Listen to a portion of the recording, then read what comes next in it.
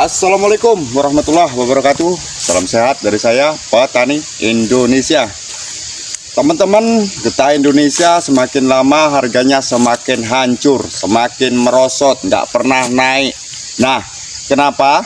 Nah, di sini saya akan menjelaskannya, teman-teman, sekelumit tentang getah karet yang nggak pernah naik. Nah, ini ada beberapa faktor dan kemungkinan kenapa getah karet Indonesia nyampe hari ini harganya tetap di bawah, nggak pernah mau ada lonjakan yang signifikan. Kemungkinan teman-teman diantaranya faktornya yaitu tentang karet Indonesia, petaninya ya teman-teman ya, petani Indonesia, petani karet Indonesia kemungkinan 0, sekian% cara deres karetnya kurang maksimal. Yang kedua, kualitas getahnya teman-teman ya, kualitas getahnya kurang memadai. Contohnya seperti ini teman-teman, sebentar saya ambilkan.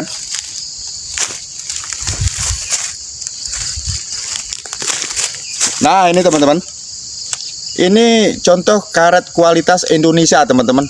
Banyak terinya sehingga tatanya pun dimasukin seperti ini. Nah, ini bisa mempengaruhi dari harga karet di internasional maupun di pabrik maupun di kalangan para pembeli ya teman-teman ya.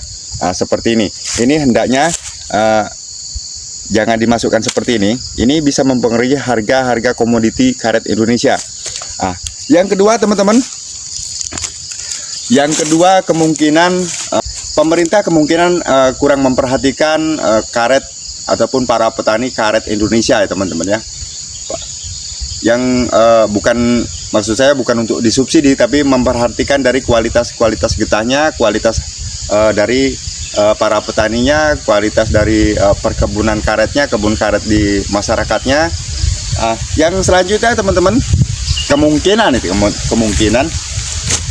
ya mungkin sepintas kita pernah berpikir bahwa transportasi untuk melakukan ekspor Indonesia ke mancanegara ataupun ke luar negeri, kemungkinan ini sangatlah lambat teman-teman ya, lambat untuk melakukan ekspor. Karena kenapa?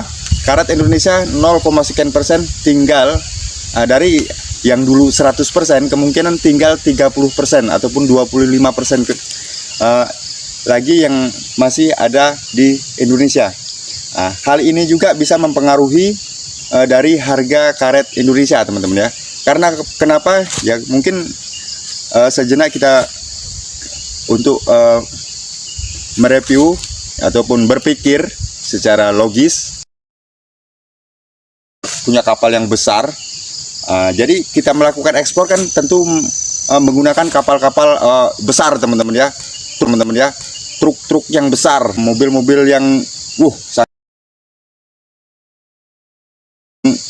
sangat muatan tonasenya sangat besar. Nah, hal ini juga bisa mempengaruhi dari harga karet Indonesia untuk ekspor ke luar negeri. Misalnya teman-teman, kita punya satu mobil truk nih teman-teman ya, punya truk satu akan memenuhi muatan kita dengan satu truk getah karet yang biasanya kita bisa muat setiap hari ya teman-teman ya, bisa muat setiap hari kita ke pabrik. Nah, kita setiap hari bisa mengirim ke pabrik. Ini bisa mencapai 1 minggu teman-teman, bahkan 1 bulan menunggu muatan tersebut, muatan getah karet tersebut untuk memenuhi target penuhnya mobil. Nah, seperti itu. Sedangkan di sini kita melakukan ekspor ke luar negeri itu menggunakan kapal-kapal yang besar. Nah, untuk memenuhi target penuhnya kapal itu minimal mungkin ribuan ton. Itu mungkin membutuhkan sehingga berbulan-bulan kapal bersandar dermaga teman-teman ya. Perlu kita ketahui teman-teman, ABK kapal sekian ratus orang teman-teman, anak buah kapalnya. Belum lagi kapal tersebut walaupun dia nggak jalan, nggak berlayar, kapal tersebut perlu perawatan teman-teman, perlu dipanasi mesinnya teman-teman ya, mesinnya perlu dipanasi. Itu semua makan biaya teman-teman. ABK-nya perlu makan, perlu gaji.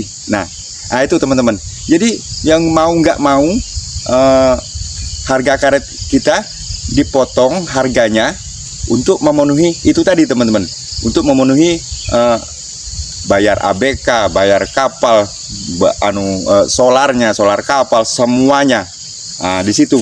Karena kenapa kita memenuhi satu ponton, satu kapal untuk ke luar negeri sana untuk ekspor itu mungkin membutuhkan waktu berbulan-bulan. Nggak seperti biasanya mungkin dulu setiap hari kapal Indonesia bisa berlayar perharinya mungkin 1, 2 ataupun 10 kapal ekspor ke luar negeri. Untuk sekarang di luar negeri memang mahal teman-teman karet. Untuk sekarang di Indonesia kok masih segini-gini aja ya, mungkin faktornya itu diantaranya teman-teman ya. Yang ke selanjutnya teman-teman, ikut campur tangan pemerintah. Nah ini teman-teman ya, karet Indonesia ini teman-teman mungkin pemerintah nggak pernah ataupun agak disisihkan, agak disisihkan dari karetnya, kurang diperhatikan sama pemerintah Indonesia teman-teman. Makanya petani karet Indonesia kini banyak beralih ke sawit, ke kelapa sawit. Jadi replanting karet, karetnya dimatikan, dirobohkan, ditanami sawit. Seperti ini teman-teman. Itu ada beberapa 1, 2, 3. Nah itu teman-teman, itu sudah mulai disisip teman-teman, sudah mulai disisip dengan sawit. Nah ini menandakan karet Indonesia mulai berangsur-angsur berkurang teman-teman ya. Seperti itu. Jadi untuk mengembalikan harga-harga yang normal, harga-harga yang signifikan, kita bukan hanya kita petani Indonesia aja, petani karet Indonesia aja, tapi mengharapkan juga ikut campur tangan dari pemerintah Republik Indonesia teman-teman ya, untuk para petani karet di Indonesia, di seluruh wilayah kedaulatan Republik Indonesia teman-teman ya. Jadi untuk para pemerintah pusat maupun daerah, menteri-menteri perdagangan Republik Indonesia, tolong perhatikan kami petani karet Indonesia, jangan sampai kami melakukan replanting karet ke sawit. Jadi tolong diperhatikan harganya supaya nggak ini terulang dan terulang terus, harga karet kami terus merosot. Tolong diperhatikan supaya harganya stabil, harganya di atas, sehingga kami pun makmur. Oke teman-teman, cukup sekian video kali ini. Wabillahi taufiq wal hidayah. Wassalamualaikum warahmatullahi wabarakatuh. Salam sehat dari saya, petani Indonesia.